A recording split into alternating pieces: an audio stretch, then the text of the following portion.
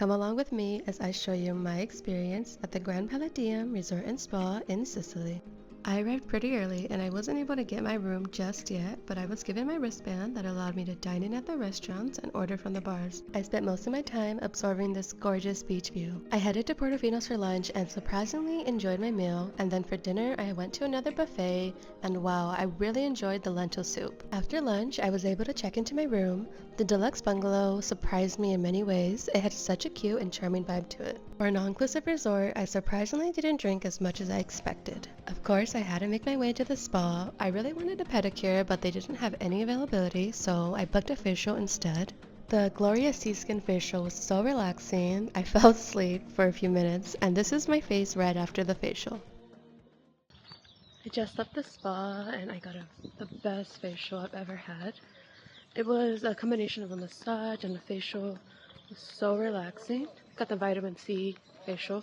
For lunch the next day, I went to Portofino's again, and they had different options this time. It was way better than the day before. I had dinner reservations for 9:15, and I was a little hungry, so I made my way to Sicily buffet. I enjoyed a few drinks and had a light bite that I totally forgot to record. I finally made my way to Portofino's for dinner, and I have to say I did enjoy their lunch buffet better than the dinner service, but the caponata was so beautifully presented. It was so delicious. The mushroom risotto was overpowering in flavor, and the lemon gelato was so refreshing.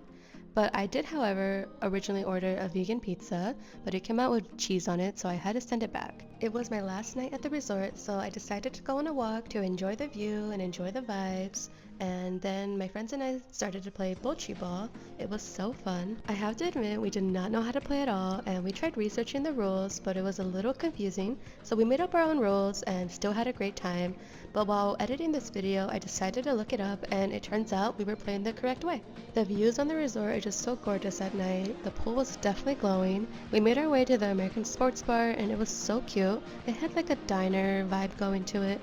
Of course, I had to get a few souvenirs from the gift shop. Overall, I did have a great experience at the resort, but as a vegan paying for an all-inclusive price, I definitely would not go back. Subscribe for more.